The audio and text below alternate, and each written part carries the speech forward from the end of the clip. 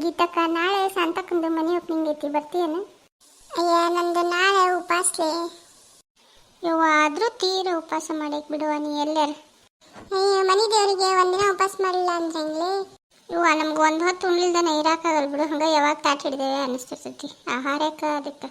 ಗೀತವ್ವ ನಾನು ಮಾರ್ಕೆಟ್ ಹೋಗ್ತೇನೆ ಒಂಚೂರು. ಅಯ್ಯ ಹೌದನ್ರಿ, ಒಂಚೂರು ಸಾಮಾನು ತರವಿದ್ದೀರಿ. ಏನು ತರ್ಬೇಕು ಹೇಳು? ಏನಿಲ್ರಿ, ಒಂದು ಡಜನ್ ಬಾಳೆಹಣ್ಣು, 1 ಕೆಜಿ ಸೇಬು ಹಣ್ಣು, ದ್ರಾಕ್ಷಿ ಏನಿದ್ರೆ ದ್ರಾಕ್ಷಿ ಅಂತ ತೊಗೊಂಬರ್ರಿ, 1 ಕಲ್ಲಂಗಡಿ ಅಂತ ತೊಗೊಂಬರ್ರಿ, 1 ಕೆಜಿ ಉಪ್ಪಿಟ್ಟಿನ ರವೆ ತೊಗೊಂಬರ್ರಿ. ಯಾಕೆ ನಾಳೆ ಏನಾರ ಹಬ್ಬ ಐತೇನು?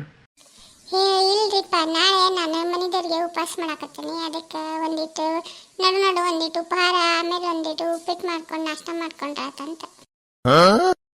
ಅಯ್ಯ ಗೀತಕ್ಕ, ಹಂಗಿದ್ರಿಂದ ಉಪವಾಸ ನಾವು ವಾರದಾಗ 4 ದಿನ ಮಾಡ್ಬೋದು ಬಿಡುವ. ನಾವು ಉಪವಾಸ ಅಂದ್ರೆ ಪೂರ್ತಿ ನಿರಾಳ ನೀರು ಕುಡಿದು ಒಂದಿಟ್ಟು ಏನಾರು ಬೇಕಾ ಚಾಟ್ ಕುಡಿದು ಉಪವಾಸ ಮಾಡ್ತಾನೆ ಅಂತ ನಾವು ಅಂದ್ಕೊಂಡೆ. ಈಕಿ ಪಿಸರಿ ಊರ್ ಪಿಸರಿ ಇಂಥ ಉಪವಾಸ ಯಾರು ಮಾಡ್ತಾರನ? ತೊಗೊಂಬರ್ತೇನೆ ಉಪವಾಸ ಮಾಡೋಂತ.